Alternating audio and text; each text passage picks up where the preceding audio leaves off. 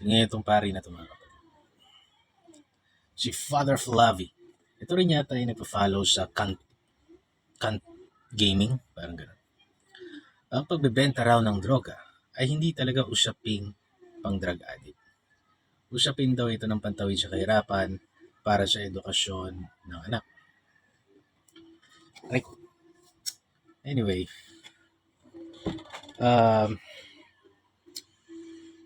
you know, there is this thing called sympathy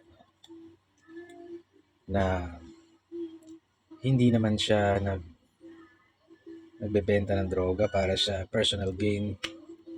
Yun ang nasa isip niya siguro.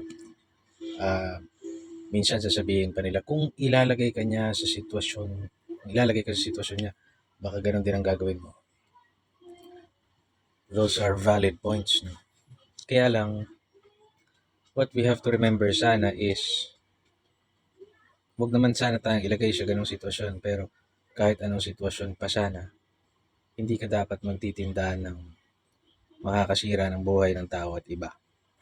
For example,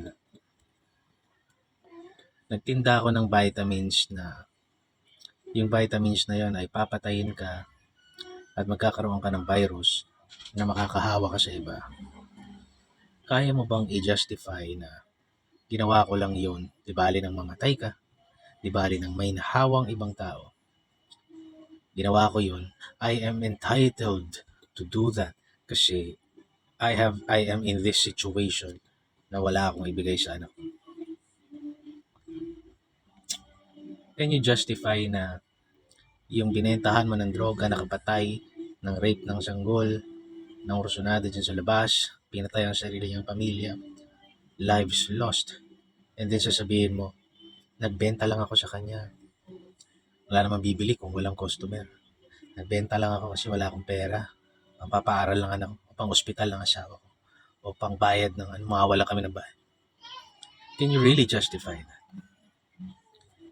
So, justifying shit like this means that tinuturo nyo lahat sa kahirapan. Sinisisi nyo lahat yung kahirapan. Merong narrative na gusto kayong puntahan, which is yung narrative ng Pinklawan na lagi tinuturo kahirapan, nag-exist sila sa kahirapan, kaguluhan. Well, in fact, they want terrorism, communism, conflicts, rallies, etc. They want that for funding. They want kahirapan kasi a country na nagpo-progress ay mahirap paikutin. Gusto nilang isisi yun sa corruption per se. Nila. Hindi kami kasali. Yun ang gusto nilang gawin. Kasi hindi naman kami direktang nangunguha. Yung kinukuha namin, pondo namin na ginagamit namin sa masama. Hindi naman nila amin na masama. That is the stupidity masked in intellect. And I've seen many people posing as intellectuals and they're not realizing that they're stupid.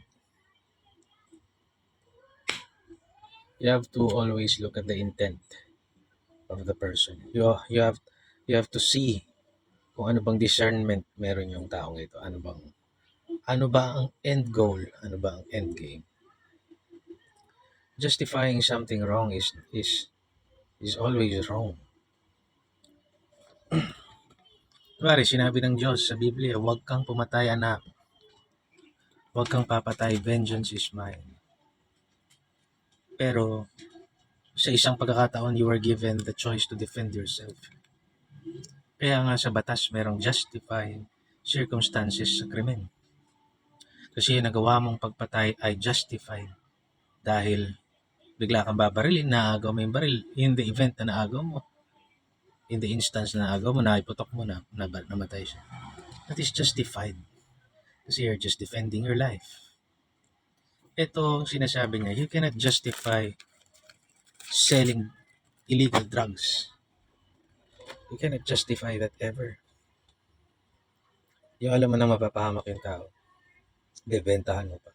Buti pa yung baril You can justify selling firearms because kung yung nabentahan mo napunta sa mabuting kamay, a hand that protects, a hand na kinikilala ang Diyos at may sapat na pag-iingat at compliance sa batas, yun, ma-justify mo pa yun.